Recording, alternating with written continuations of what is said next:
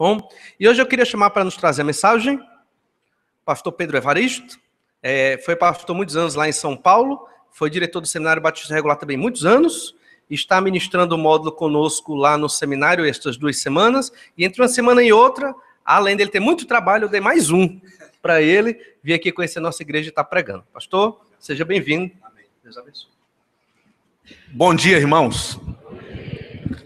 Eu quero agradecer pelos cânticos que escolheram para cantar. E eu quero agradecer também pela lição que eu ouvi do Valnei. Tá certo? O do Valnei é informalidade mesmo, ele é meu diretor lá no Cariri, correto? Mas ele tem uns quilômetros a menos que eu, então a gente acaba sendo mais informal mesmo. A minha esposa estava lá em Barbalha nesse íntere. Ela chegou dia 18, mas já está em casa, em São Paulo, junto com o filho. Eu tenho um filho de 20 anos e a universidade recomeça as aulas já segunda-feira lá na Universidade de São Paulo. Então, ele não pode se dar o luxo de perder. Mas eu acho que boa parte de vocês não sabem e talvez ninguém saiba, mas eu ajudei a igreja aqui num projeto que havia em Aracoiaba e Guaramiranga. Eu estava conversando com um irmão, que eu encontrei aqui na porta, mas não sei o nome dele, ele falando do irmão, acho que Valdivino. Como era? Valdivino? Exato. É seu pai? Então eu andava com ele, eu me lembro de uma noite que nós andamos 4 horas a pé, voltando de um sítio, eu não sei aonde. Mas eu fiquei pouco tempo lá. Aí eu prestei vestibular para o mestrado em São Paulo e acabei indo para lá para trabalhar com uma igreja onde eu estou até hoje. Correto? Isso foi em agosto de 86 e eu saí em abril de 87. Muito pouco tempo mesmo. Então, como vocês não sabem, agora estão sabendo. Então é uma alegria conhecê-los, porque na época não tive a oportunidade de conhecer a comunidade aqui. Eu quero que vocês caminhem comigo para o texto de Êxodo, capítulo 3. Nós vamos trilhar nos capítulos 3 e 4 desse livro.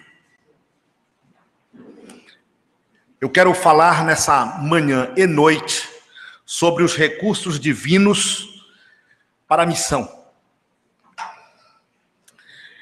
A vida cristã, ela deve ser vista da perspectiva da missão que Deus tem estabelecido para nós. 1 Pedro capítulo 2, versículo 9, diz que a igreja de Deus, ela é nação santa, ela é sacerdócio real, ela é povo de propriedade exclusiva de Deus, ela é raça eleita e com a finalidade dela proclamar as virtudes de Deus mediante Jesus Cristo. A natureza da igreja, portanto, tem a ver com a missão. Porque a missão da igreja é proclamar, ela é um arauto divino, ela é o representante divino no mundo, pulverizado entre povos e raças para proclamar a mensagem deste Deus. E o conteúdo dessa proclamação é as virtudes, ou os atos poderosos de Deus, a obra poderosa de Deus por meio de Jesus Cristo. Esta é a função da igreja. Mas não somente devemos atentar que há uma questão de oportunidade para a proclamação, mas que o povo de Deus também, às vezes, desconhece os recursos que estão disponíveis a ele. Tendo em vista, como falou o professor Valnei hoje de manhã, que às vezes, por causa de tanta proclamação de fé e poder, determinadas comunidades afora, isso nos leva a não falar tanto de fé, como também não nos leva a falar tanto do Espírito Santo, de anjo, e uma série de outras coisas que são ensinamentos da Escritura com evidência. Talvez não devamos falar também sobre poder, ou sobre capacitação de Deus para realizar a obra, através da igreja de Deus, no mundo em que nós vivemos. Eu quero olhar para Moisés nesta manhã e noite, e observar quais são os recursos que Deus deu a Moisés para ele realizar uma missão impossível da sua perspectiva, diante de um povo tanto o incrédulo, que era o seu próprio povo em parte, mesmo que estivesse embaixo do fogo cerrado da opressão egípcia, do poder egípcio, ou mesmo do faraó, que presumia que, por ser ele o país dominador, e era de fato, eles achavam que os seus deuses eram muito mais capazes que os deuses dos dominados. Esse era o conceito da época que os irmãos, imagino, já devem saber. Então, o que eu quero colocar como centro do meu sermão, a espinha dorsal do meu sermão, é que Deus dá seus recursos para que a sua igreja faça a sua obra. E a primeira coisa que vamos ver, e isso vamos trabalhar toda manhã, ou melhor dizendo, amanhã, do tempo disponível, é a promessa da sua presença. Vamos ler. Êxodo capítulo 3, versículo 1. E aí vamos lendo paulatinamente, versículo por versículo, à medida que o texto vai sendo desvendado diante de nós. Apacentava Moisés o rebanho de Jetro, seu sogro, sacerdote de Midian, levando o rebanho para o lado ocidental do deserto, e chegou ao monte de Deus, a Horebe. Os israelitas viveram aproximadamente 430 anos no Egito. O livro de Êxodo inteiro, quer dizer, do versículo 1 até o final do capítulo 40, ele cobre aproximadamente um período de 431 anos. Desde a ida de Jacó para o Egito, até a construção do tabernáculo no deserto. Moisés tem vivido desses 431 anos, aproximadamente 80. Quando ele assume a liderança do povo de Israel e tem todos aqueles embates, aquela polêmica com os deuses do Egito.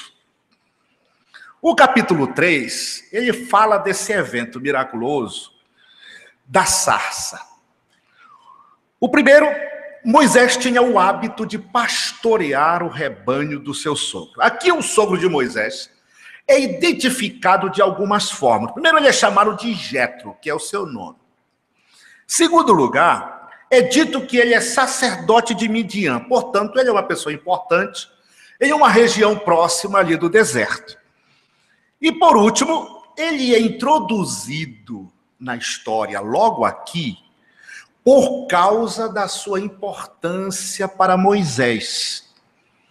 A história do versículo 23 ao 25 do capítulo anterior. Note, decorrido muitos dias, morreu o rei do Egito, os filhos de Israel gemiam embaixo da servidão, e por causa dela clamaram, e o seu clamor subiu a Deus.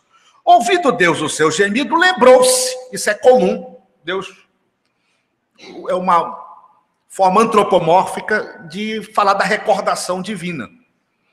E lembrou-se Deus da sua aliança com Abraão, com Isaac e com Jacó, e viu Deus os filhos de Israel e atentou para a sua condição. Este sogro acolhe Moisés, quando Moisés não tinha nada a perder e nada a oferecer, vamos lembrar disso. Moisés recebeu como esposa uma de suas filhas, muito provavelmente em troca do trabalho que seria prestado para ele. Os irmãos se lembram de história similar com Jacó, mas ali foi Jacó que tomou a iniciativa de fazer uma proposta para o sogro, e os irmãos conhecem a história de Jacó, o que deu certo, o que deu errado ali. Aqui, muito provavelmente, o sogro olha para Moisés como um homem forte, que venceu os pastores que estavam impedindo suas filhas de dar água, e coloca-o como um protetor de sua família. Talvez pensando que ele não fosse demorar muito e que teria um homem forte para proteger o seu clã, constituído basicamente de mulheres. Portanto, o sogro de Moisés, Jetro, ele será de suma importância, principalmente pelo capítulo 18. Porque no capítulo 18 de Êxodo, onde ele dá princípios fundamentais para a liderança, que permeiam e são básicos para a liderança até hoje. Então, é impossível fazer um estudo sobre liderança em qualquer parte das Escrituras sem se referir a Jetro do capítulo 18 de Êxodo. Então, se você foge àquilo que ele lá por volta dos anos 1400, 1440 falou para Moisés, e que são vigentes no decorrer da história do estudo da liderança, então você está deixando de ver algo de fundamental importância que esse homem aplicava à sua vida, e que Moisés, depois desse encontro com Jetro no deserto, no capítulo 18, mudou completamente a sua atitude de liderar, a sua forma de liderar a nação de Israel, e a partir dali a liderança de Moisés foi completamente outra. Mas há uma outra coisa a mais. Moisés não tinha patrimônio, como já dissemos. O rebanho que ele cuidava era de seu sogro. Aquele que tinha tudo no Egito, nada tinha em Midian, exceto sua mulher e seus filhos e trabalho. Ele busca por pasto para o rebanho, ele sai naquela manhã em busca de pasto. Moisés parece se distanciar propositadamente, mas do ponto de vista dele, casualmente, do lugar onde morava, e vai para o lugar onde viria a ser reconhecido como monte de Deus, porque o escritor salienta aqui que Horebe é o monte de Deus. Muito provavelmente no momento de escrever o livro, Moisés repica isso para a sua audiência das planícies de Moabe. É a sua audiência que está prestes a entrar na terra da promessa. E esse repicar, de qualificar Horebe, monte de Deus, é proposital. É provável que no meio de tantas lutas e instabilidade do povo no deserto, o povo não teve tempo de instruir aquela geração que estava prestes a entrar na terra da promessa.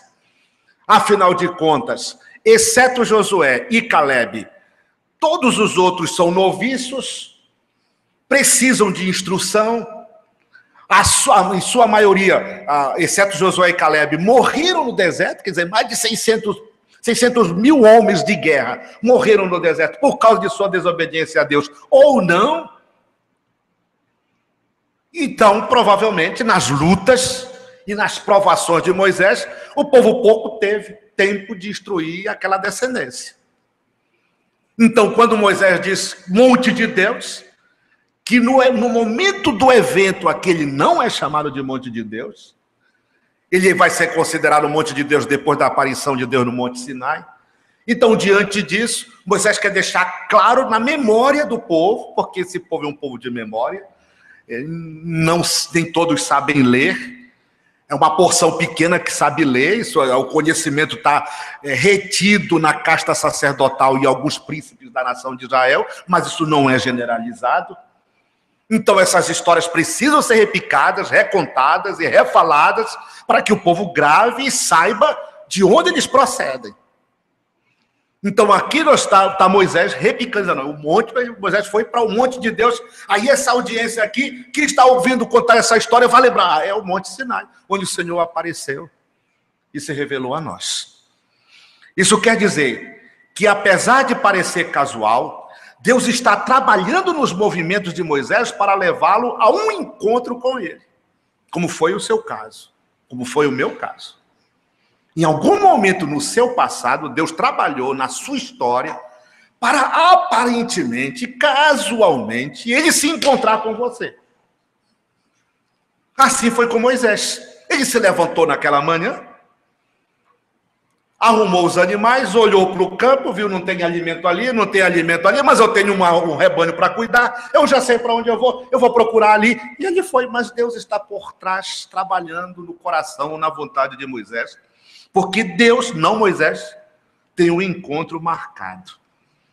Esse encontro marcado nasce, como já lido dos versículos do capítulo 2, da grande necessidade de encontrar um agente humano para promover a libertação do povo no deserto. A servidão no Egito tornava-se insuportável.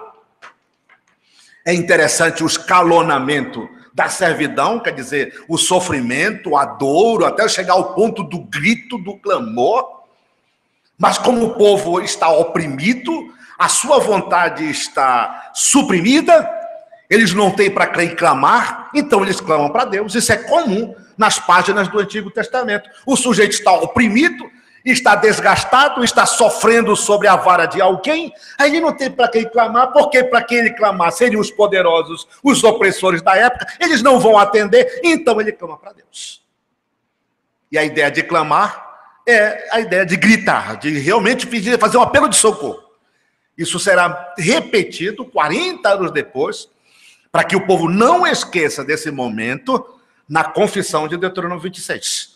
Onde novamente você observa que aquilo seria repetido oralmente, quando o povo fosse ao santuário central, e mais tarde no templo, para oferecer as primícias da colheita da sua terra, ele faria aquela confissão relembrando esses momentos duros do povo, em comparação com os momentos de liberdade. Tão grande que ele chega com uma cesta das primícias para oferecer ao Senhor e participar num banquete cerimonial, onde ele convida os mais necessitados para participarem daquela festa. Deus é o Deus que se lembra da sua aliança com os patriarcas, e agora ele está disposto a cumprir suas promessas. Mas o homem que ele busca, ele tem 80 anos. O tempo que Deus achou que seria suficiente para treinar o homem para aquela missão. Irmãos, pare para pensar a paciência divina. Em meio aos perigos de vida de Moisés, Deus trabalhando nele, para torná-lo em um homem dócil, não o arrogante, que ele era 40 anos antes, mas num homem dócil, que ele viria a se tornar 40 anos depois. Além do mais, ele é um homem que está longe do Egito. O que Deus quer que você faça, talvez não esteja tão claro agora. Mas à medida que ele avança no treinamento seu, ele vai tornando isso mais evidente para a sua vida. Moisés é o instrumento de Deus para trazer o cumprimento das promessas divinas feitas aproximadamente entre 500 e 600 anos antes da existência de Moisés. Então vocês já podem ver que Deus é um Deus que, mesmo retardando o cumprimento da sua palavra, ele não é o Deus que se esquece do que ele tem que cumprir. Vamos imaginar Moisés. Moisés levantou-se naquela manhã, olhou para o céu, mais ou menos como nós aqui no Nordeste. Olhamos para o céu está claro. Enquanto chegava de ônibus aqui, tinha que fechar a cortina, porque o sol estava penetrando do lado que eu estava. E eu não conseguia mais dormir tanto quanto queria para estar descansado para essa manhã. Então, eu acho que Moisés foi a mesma coisa. Qual é a rotina dele? O céu sempre vai estar claro ali. Ele vai olhar para o campo e sempre vai haver escassez de capim para o rebanho. Então, essa era a rotina de Moisés. Vamos ver onde eu encontro o mato. Eu acho que ele levantou dessa forma. Ele não viu, e porque naquele dia especificamente, não parecia ser um dia especial, porque tudo indicava que seria um dia como os outros. Afinal de contas, qual é a novidade que Moisés tem ali? Talvez passe lá no deserto uma caravana de comerciantes, mas quantas vezes por dia ou por ano passam caravanas ali? Talvez alguma comitiva militar do Egito passe lá para fazer alguma interferência em Canaã, mas quantas vezes isso passa por ano, isso ali? Então Moisés vai lá e a rotina. A rotina de levantar, pegar o rebanho, sair em busca de pastagem, era a rotina da vida de Moisés por 40 anos. Ele fazia isso. E é provável que Moisés, aos 80 anos, o que ele espera? Quais são as novidades que ele espera que aconteçam agora aos 80 anos? Talvez até ele esperasse, 80 anos, já vivi demais, já aprontei demais, já gozei da fartura do Egito. Talvez ele esperasse morrer. Então Moisés chegou com seu rebanho e saiu em busca de pastagem. As coisas acontecem em uma sequência que parece demonstrar completa casualidade. Ele pega o rebanho, ele vai levá-lo para pastar próximo do monte. O texto diz que o monte é de Horebe, esse monte é de Deus, onde Moisés está com o rebanho, as ovelhas, cuidando das ovelhas. E isso nos faz perguntar. Perguntar para você, perguntar para mim, será que você vê o seu futuro de forma diferente do que é? Hoje de manhã você levantou, talvez você pensou na rotina de levantar, vir para a comunidade, para a celebração comunitária. E aí você já até planejou o pós-culto e já tem as suas atividades. Será que você não espera mais nada especial acontecer na sua vida? Será que tudo de especial já aconteceu? Você tem expectativa que Deus pode te usar de uma forma bem diferente daquela que Ele tem usado até agora? Ou você não espera mais nada de Deus? Você está decepcionado com a vida, com as pessoas, e talvez consigo mesmo, que não imagina que Deus tenha algo diferente para você. Irmãos, quando a Digna veio, ela veio com meu filho, ficaram lá em Barbalho, uma semana antes, porque eu queria ficar sozinho em casa, propositadamente, para ir para a USP. Eu estudo lá também. E usar a biblioteca e trabalhar e arrematar a apostila que eu estou dando lá no Cariri agora. Mas nós oramos muito pela viagem da Digna. Ela vinha para dar estudo bíblico. Lá tem ainda... um irmão faleceu, mas tem 10 com ela. Desses 10, 4 irmãs, incluindo ela, são crentes. Tem alguns sobrinhos também, poucos. Uma família enorme, talvez mais de 60 pessoas, 70 pessoas. Mas os irmãos são descrentes. E eles iam todos os dias estudar Daniel. E nós oramos. E no meio desse negócio ela adoece. E adoece de uma doença que me deixou preocupado. Porque eu já vi o que isso causa nela. Correto? E eu preocupado. E foi uma noite que eu perdi o sono. E literalmente orei. Meu coração tenso. Aquele tipo de oração que você ora com certas dúvidas, mas ainda assim pedindo para Deus sobrepujar todas as tuas dúvidas e certezas. E no domingo de manhã, antes da aula, eu liguei para ela e ela estava bem. E graças a Deus está melhor ainda. Foi progredindo. Sabe, uma interferência muito provavelmente maligna, ou não, ou física mesmo, impedindo de ela proclamar a palavra. Meus irmãos, será que Deus não tem mais nada para você? Será que os teus ideais já foram todos eles alcançados? E está tão bom, como Moisés. Eu tenho casa, água, comida, trabalho, mulher, filhos. O que eu espero mais? Acho que Deus já fez tudo o que tinha que fazer para a minha vida. Mas o dia e o futuro do próprio Moisés iriam mudar ali. Versículos 2 e 3.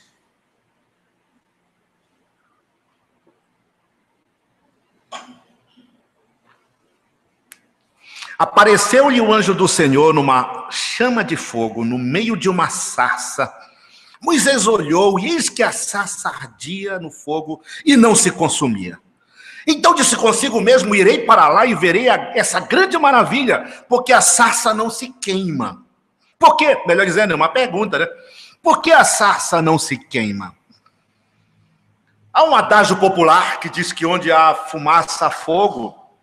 E Moisés, porém, teria tido a rotina de ver arbustos queimarem. Ele mora no deserto. Há certos momentos que a temperatura é elevadíssima no deserto. Então, ele tinha visto, sim, combustão natural no deserto. Mas aquela era exatamente diferente.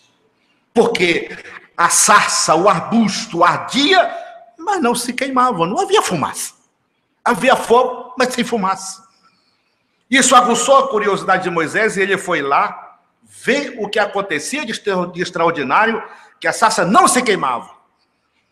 E o texto providencia ou proporciona a nós a visão de um profundo interesse de Moisés pelo que está acontecendo. O texto nos diz, e disse Moisés, irei e verei essa grande maravilha. É algo que o atrai. É mais ou menos o seguinte. Moisés está indo aqui com o rebanho dele, em direção ao pasto. Em algum momento ele vê fogo. Mas ele percebe atentamente, da distância que ele tem, que aquilo não sai fumaça, mas tem fogo. Então, o que ele faz? Ele se vira e vai para lá. Essa é a ideia do texto. Ele, por esse momento, ele se esquece que ele é pastor e talvez ele queira descobrir uma novidade no deserto. Então, pare para pensar. A rotina de Moisés é quebrada nesse instante e, de repente, ele é atraído por aquela atenção. De uma forma fantástica, ele encontra um motivo novo, uma descoberta nova. Mais tarde, é interessante, porque Deus usa essas coisas tão inusitadas para manifestar a sua glória. Mais tarde, Deus vai usar o cajado de Moisés para efetuar milagres no Egito. Deus vai usar uma nuvem para guiar o povo no deserto. Ele vai usar uma mula para falar a Balaão. Em sua soberania, Deus usa os meios que ele quer para alcançar os seus propósitos. E pronto. Este é o Deus extremamente criativo na sua forma de atrair e guiar o seu povo pelo deserto. Agora ele vai usar um arbusto no deserto. Mas pense, quantos arbustos há naquele lugar? Provavelmente mais de um. Moisés levou as ovelhas para lá em busca de pasto. É provável que houvesse um ambiente favorável para o pasto de ovelhas. Mas supondo que houvesse mais de um arbusto ali, Deus resolveu escolher para atrair a atenção de Moisés especificamente aquele. Meus irmãos, eu lembro dos dias que Deus me levou ao encontro dele. Quantos outros colegas meus, garotos de 9 anos, no meio do mato, na periferia de Belém do Pará, haviam naquele momento tantos outros. Mas por alguma razão que só compete a ele saber, ele resolveu mandar aquelas 2 missionárias entrarem no meio do mato, com toda a delicadeza delas, e pregar o evangelho para nós, numa casa de barro, num banco, num chão meio tumultuoso, que era o banco que ficava assim, por causa do desnível do chão. E hoje eu estou aqui, falando para vocês, e daqui a pouco vou voltar para casa. Essas são as coisas inusitadas de Deus. Ele resolve tomar decisões e agir de forma criativa. Ele ordena aos seus servos que falem. E assim com ele, é um arbusto. Mas ele quer usar o arbusto. Um arbusto verde, não seco. No deserto. E ele decide usar o arbusto. Eu acho que 2 lições nós poderíamos tirar daqui. A primeira é que Deus te salvou para manifestar a sua glória em você. Ele podia fazer isso com qualquer outra pessoa, mas por pura graça dele, ele resolveu fazer isso com você. Quando os discípulos viram o cego em João 9, perguntaram a Jesus se ele ou os seus pais haviam pecado, e a resposta de Jesus foi que nem ele, nem seus pais pecaram. Ele nasceu cego para que nele fosse manifesta a glória de Deus. Por que você é da forma que é? Por que você pensa da forma que é? Porque para Deus, ele quer manifestar em você, e através de você, o seu poder, a sua glória, ou os seus feitos miraculosos, através de você, nos outros, como falou para aquele ex-endemoninhado. Não vai, anuncia aos teus o que Deus fez por ti, e como teve misericórdia de ti. Este é o teu trabalho agora, não é o teu trabalho ficar no barco comigo. Você tem uma missão. Você vai se tornar o meu desbravador. Você vai preparar o meu caminho. Quando eu retornar aqui, o ambiente está preparado. Porque agora, o que eles querem mais é que eu saia. Mas você vai ficar.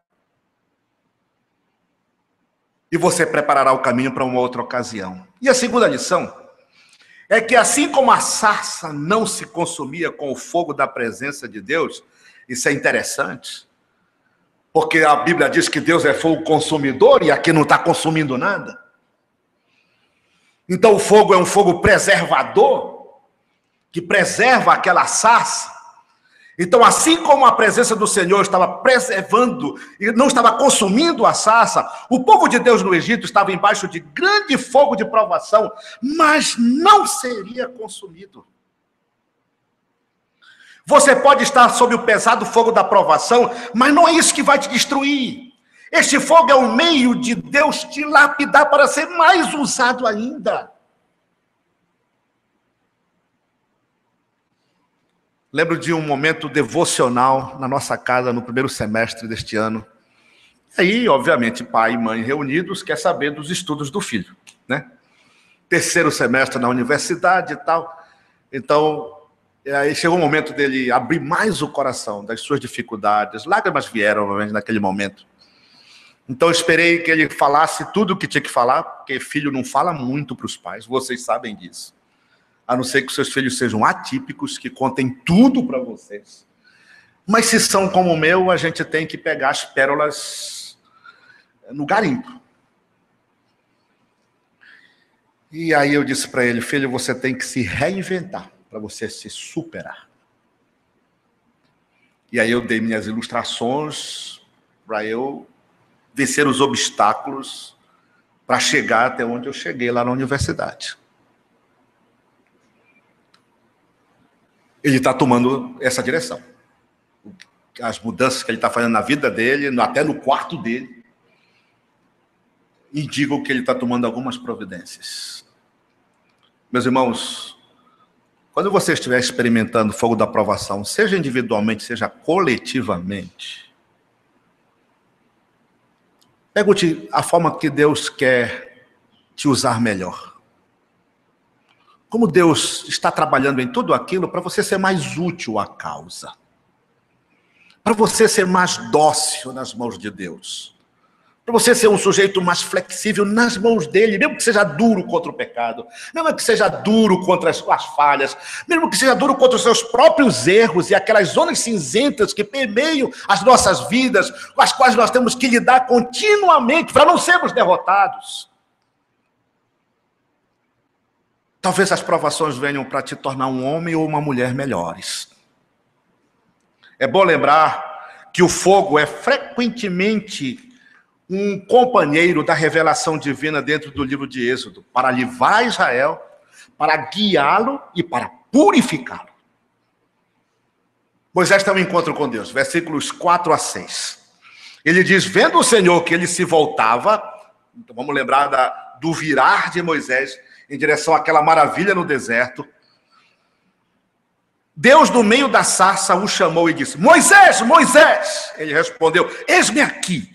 Agora, é um homem de 80 anos, ele não espera que ninguém fale com ele.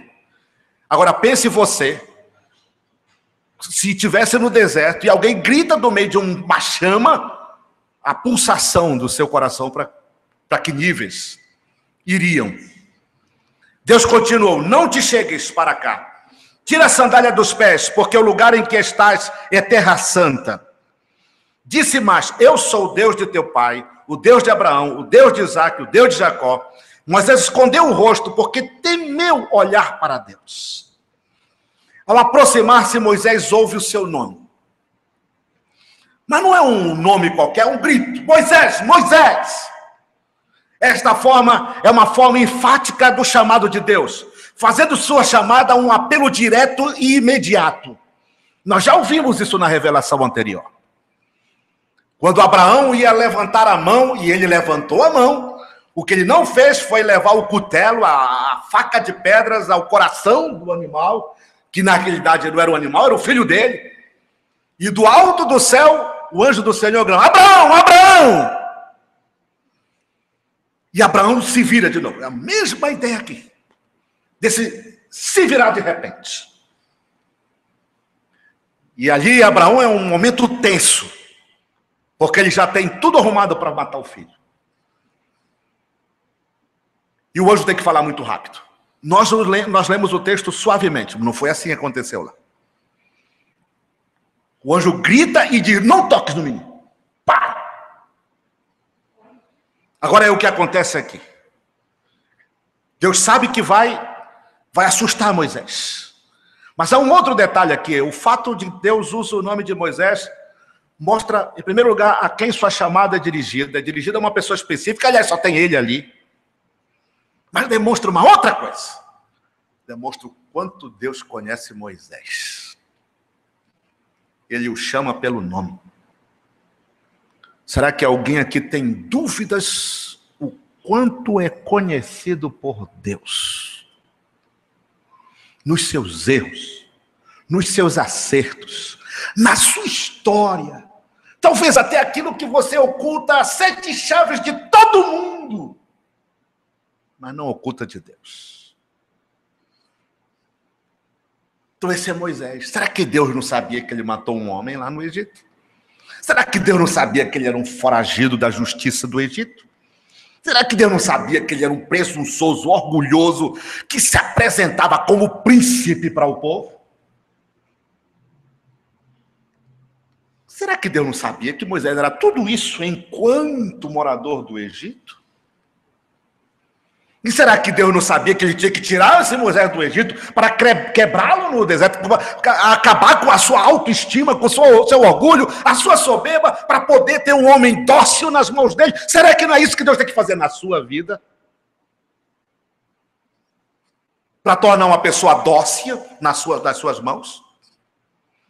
O quanto Deus tem que tirar, o quanto Deus tem que te quebrar para te tornar uma pessoa maleável e mais usada por Ele. Enquanto crente nas mãos do Senhor Jesus. Moisés podia pensar que naquele mundo, distante da civilização encontrada no Egito, ninguém, absolutamente ninguém estaria em busca dele, muito menos Deus. Mas ele estava enganado. Quando você pensa que Deus parece não ter qualquer interesse em você, é na realidade quando ele está mais interessado em você. Mesmo que Deus o houvesse chamado, Moisés não poderia se aproximar totalmente de Deus. Há uma barreira entre Deus e o homem. Moisés é convidado a tirar as sandálias dos pés. Isso era uma forma de demonstrar humildade e reverência diante de Deus. Mas eu posso presumir, e talvez até estar errado, que em alguns casos há uma transferência de autoridade. Nós vemos isso no livro de Ruth, quando o parente resgatador mais próximo de Boaz abre mão do direito de resgatar o campo de Ruth e o repassa a Boaz, e nessa atitude ele passa a autoridade dele para Boaz. Simbolicamente, tira uma sandália e o entrega. Se é isto que está em vista aqui, Moisés precisa entregar o seu orgulho e autoconfiança para ser dirigido por Deus. E sendo guiado e dirigido por um pedaço de pau, uma vara de pastor, que vai ser o instrumento para exercer os milagres de Moisés. As 10 pragas no Egito, a partilha do Mar Vermelho. Ele precisa entender que para fazer o que Deus quer, ele precisa depender de Deus, não da sua capacidade.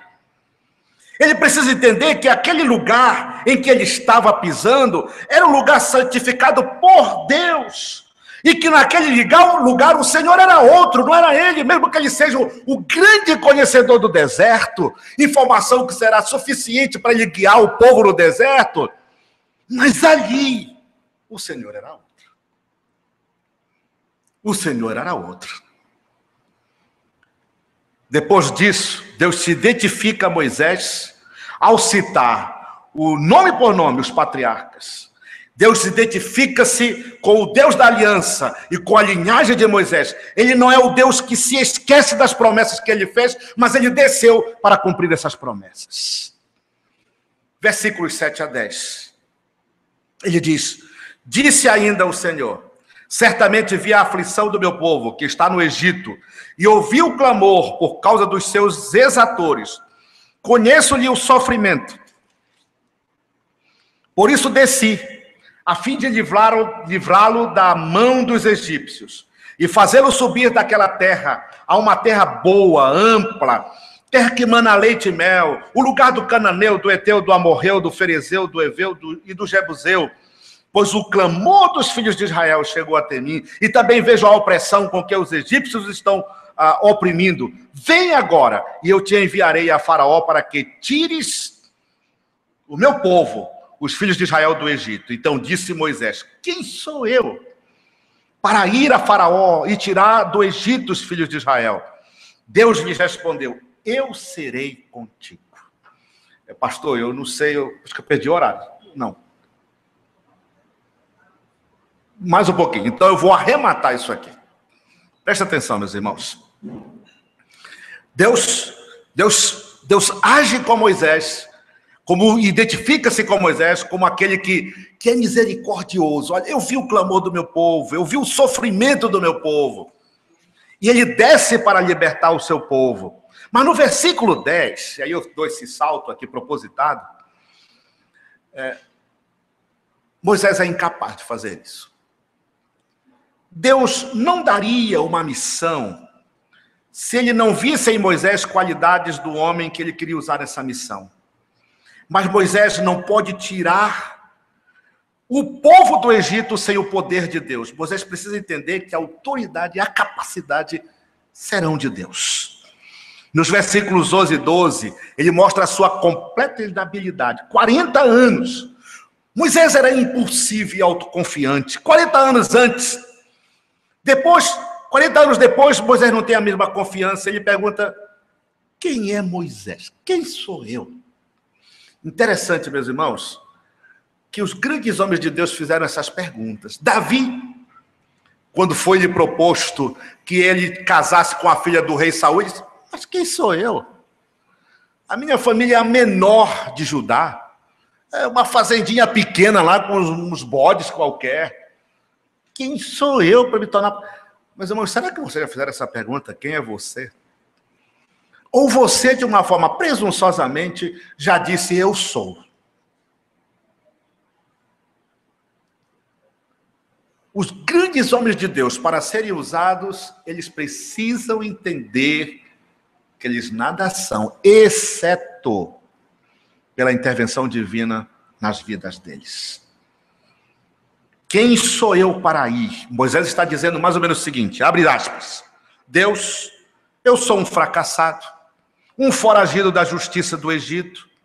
Eu falhei quando devia ser prudente para esperar o momento certo. Quem sou eu, Senhor, para ir até Faraó? Eu não sou nada. Meu cheiro é de gado, e os egípcios detestam os pastores.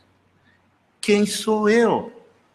Não há nada em Moisés que o capacite a representar Deus diante de Faraó. E ele é honesto acerca disso. Acerca da sua capacidade para empreender. Mas há um recurso divino. Eu serei contigo. Quem é que vai capacitar Moisés para a missão proposta por Deus? O próprio Deus. Os fracassos de sua vida não podem ser motivos suficientes para deixar você paralisado na obra de Deus, quaisquer que sejam eles. Os medos, derrotas, grandes ou pequenas, pecados do passado não podem ofuscar a sua visão da graça divina. Ao contrário, devem ser estímulos para ver a graça de Deus te capacitando para fazer o que Ele quer através de você. A Bíblia diz que a humildade precede a honra, que os humildes serão exaltados, mas os orgulhosos serão humilhados. Busca essa capacitação que vem de Deus. Qualquer que seja o teu medo, te reforça de Deus. E outra vez diga para Ele: Senhor, eu quero ser usado por Ti. Eu quero continuar sendo um homem dócil. Me ajuda a ver. Eu quero usar os meus erros e fracassos para ajudar outros, para que sejam mais vitoriosos. Por quê, meus irmãos? Porque Deus não nos deixa fracassar se Ele não tem um propósito pedagógico para aquele fracasso. A maioria das pessoas, quando fracassam, elas acham que o mundo acabou. Em lugar de aproveitarem o seu fracasso e ajudarem outros na medida da graça. Meus irmãos, que o Senhor lhes ajude a terem uma visão muito maior do seu Deus e que Deus os capacite a serem muito mais usados do que vocês têm sido usados até hoje.